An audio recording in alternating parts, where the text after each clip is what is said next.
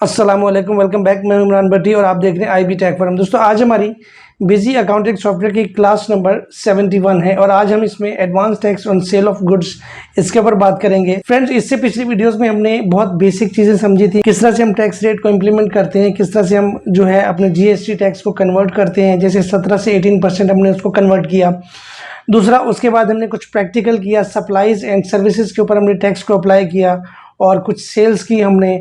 आज जो है advance tax on sale of goods, इसके ऊपर हम बात करेंगे। बेसिकली डिफरेंट प्रोडक्ट्स की बात की जा रही है, कौन कौन से प्रोडक्ट्स के ऊपर कितना टैक्स होता है। जैसे मैंने आपको टैक्स की पहली वीडियो में बताया था, ऐसे भी बहुत सारे प्रोडक्ट्स हैं जिनके ऊपर अलग अलग टैक्स रेट जो है अप्लाई होता है। अब इस वीडियो में हम 2-3 प्रोडक्ट्स ऐसे हैं जिनके ऊपर हम काम करेंगे, प्रैक्टिकल करेंगे। इस वीडियो में आज मैं आपको मैक्सिमम 3 केस हैं ऐसे जो बताऊंगा टैक्स के ऊपर, और 2-3 प्रोडक्ट्स ऐसे हैं जिनके टैक्स रेट भी डिफरेंट है। जीएसटी ऑलमोस्ट 90% जो ऐसे प्रोडक्ट्स हैं जिनका जो है वो सेम है। बाकी कुछ ऐसे प्रोडक्ट्स हैं 10% मैक्सिमम उनका जो है वो अलग हो जाता है। इसमें जो है जीएसटी तो हमारा सेम है, लेकिन इसमें विद होल्डिंग यानी इनकम टैक्स जो है वो डिफरेंट रेट के ऊपर जो है मैं आपको समझाऊंगा। तो उसी तरह जैसे मैंने आपको पिछली वीडियोस में बताया, अगर कोई कंपनी एफबीआर में रजिस्टर्ड है तो उसी हिसाब से जो है उसका विद होल्डिंग टैक्स 4% होता है। यानी ऐसे बहुत सारे बिजनेसेस हैं जहाँ पे कंपनी तो लिखा होता है लेकिन वो कंपनी जो है रजिस्टर्ड नहीं होती। ठीक है, तो यहाँ पे जो है बात हो रही है कंपनी रजिस्टर्ड और नॉन रजिस्टर्ड की। जिस तरह हमने पहले समझा था लिमिटेड और नॉन लिमिटेड, तो बेसिकली ये वही बात है। एक कंपनी है जो रजिस्टर्ड है, उसके ऊपर जो है 4% इनकम टैक्स जो है चार्ज होता है, और उसके बाद उस कंपनी के आगे प्राइवेट लिमिटेड भी लिखा हुआ है। यहाँ पे सिर्फ और सिर्फ इसका कॉन्सेप्ट यही है कि कंपनी जो है वो रजिस्टर्ड होनी चाहिए, या फिर वो कंपनी प्राइवेट लिमिटेड में रजिस्टर्ड है या नॉन लिमिटेड है। Non limited means individuals and AOP, AOP association of persons या फिर एसोसिएशन ऑफ पार्टनर्स। अब अगर पार्टनरशिप फर्म की बात करें तो ये भी सेम है, इसके ऊपर भी 4.5% जो है इनकम टैक्स विद हेल्ड होता है। तो यहाँ पे इंडिविजुअल्स, एओपी, नॉन लिमिटेड, ये सब एक ही कैटेगरी है जिनके ऊपर जो है 4.5% लगता है। अब इसमें तीसरा केस मैं ऐड कर रहा हूँ, वो ये है, अगर मैं सेक्टर्स की बात करूँ तो सेक्टर्स भी ऐसे हैं जिनको हम सेल करते हैं, वहां पे जो इनकम टैक्स है उसका रेट जो है वो अलग हो जाता है। अब ये सेक्टर कौन कौन से होते हैं, मिसाल के तौर पे मेरी एक फैक्ट्री है और उसमें जो है मैं कुछ प्रोडक्ट्स ऐसे जैसे cotton seed oil, edible oil, या फिर इसके अलावा जो है राइस मैं जो है सेल करता हूं। तो इस तरह के सेक्टर जितने भी होंगे, हम उनको जब भी हम सेल करेंगे तो वहां पे जो इनकम टैक्स विद हेल्ड होगा वो 1.5% होगा। ठीक है, उसको जो है कम कर दिया जाएगा। बाकी दोनों सिचुएशंस में जो है 4% एंड 4.5% हो जाएगा। जब इस तरह के सेक्टर्स की बात की जाए, यानी अगर राइस या कॉटन सीड ऑयल या फिर उसके अलावा जो है एडिबल ऑयल, यानी पकाने का जो ऑयल होता है एडिबल ऑयल, अगर मेरा इस तरह का सेक्टर है और मैं सेल कर रहा हूँ, तो जब भी मुझे क्लाइंट से पेमेंट मिलेगी तो उसमें से जो है क्लाइंट 1.5% जो है इनकम टैक्स विद हेल्ड कर लेगा। ठीक है, तो आज ये थर्ड केस है जिसके ऊपर हम काम करने जा रहे हैं। बेसिकली अब सारी चीजें जो है वो थ्योरी की आ गई हुई है, थ्योरी के ऊपर हमारा काम नहीं है। हम कर रहे हैं काम बिजनेस सॉफ्टवेयर के ऊपर। बिजनेस सॉफ्टवेयर के ऊपर किस तरह से टैक्स की एंट्रीज होती हैं, किस तरह से टैक्स रेट अप्लाई होता है, किस तरह से कन्वर्ट होता है, तो ये सारी चीज़ें हमारे टॉपिक जो है सॉफ्टवेयर के ऊपर है। अब ये थ्योरी की जो है ये 2-3 वीडियोस हैं लास्ट की। इसके बाद हम डायरेक्टली एक्सपेंस के ऊपर जंप कर जाएंगे कि हम किस तरह से छोटे मोटे खर्च अखराजात कंपनी में चलाते हैं, जिसे हम आमतौर पे पेटी कैश भी कहते हैं।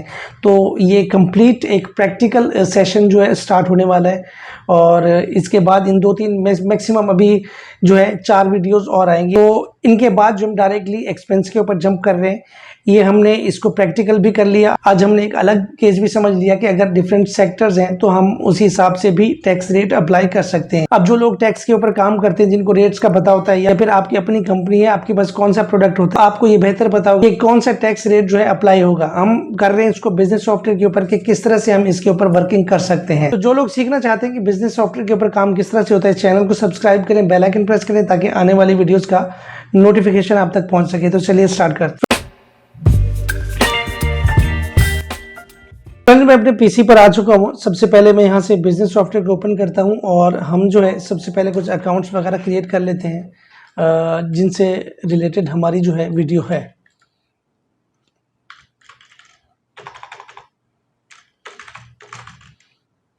मैं आपको सॉफ्टवेयर के ऊपर काम करने से पहले जो है अपनी एक्सेल शीट दिखा देता हूँ और थोड़ा सा उससे भी मैं आपको गाइड कर देता हूँ ताकि कोई भी चीज़ ऐसी रह ना जाए। तो जिस तरह से हम पहले काम करते हुए आ रहे थे, देखें यहाँ पे है advance tax on sale of goods. तो ये हम एडवांस टैक्स की तरफ जा रहे हैं। ये सारी थ्योरी के टॉपिक हैं, इनका बिजनेस सॉफ्टवेयर से जो है वो समझाने से कोई ताल्लुक नहीं है।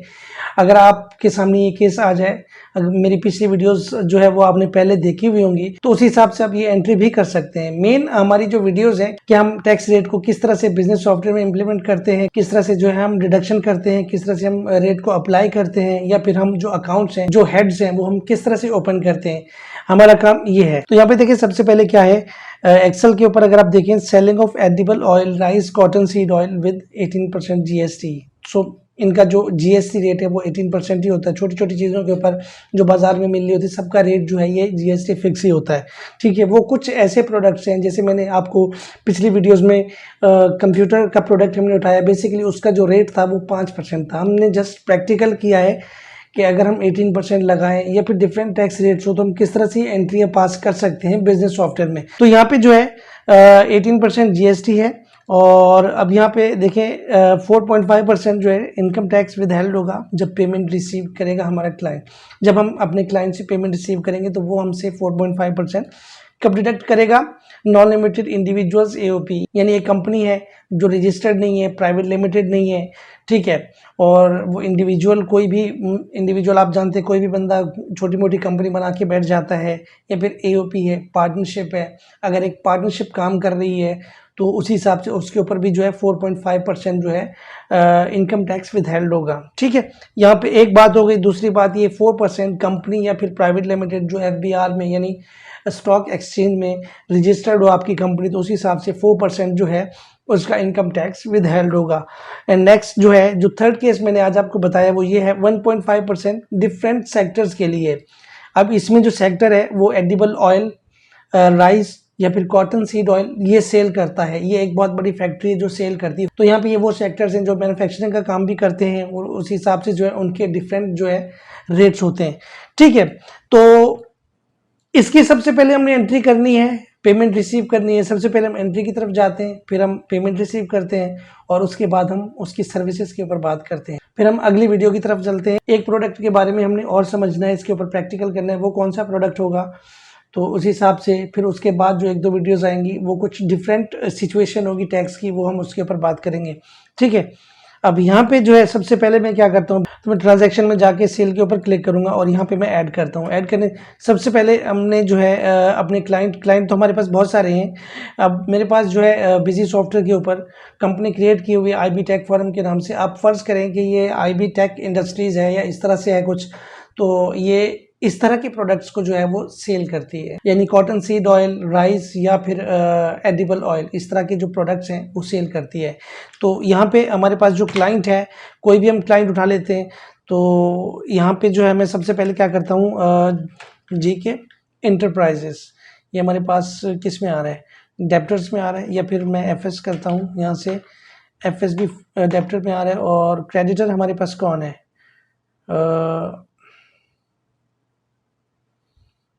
ये है IB टेक एंटरप्राइजेस। ठीक है, हम इसको सेल कर रहे हैं। हमारी जो कंपनी है वो ये प्रोडक्ट सेल करती है।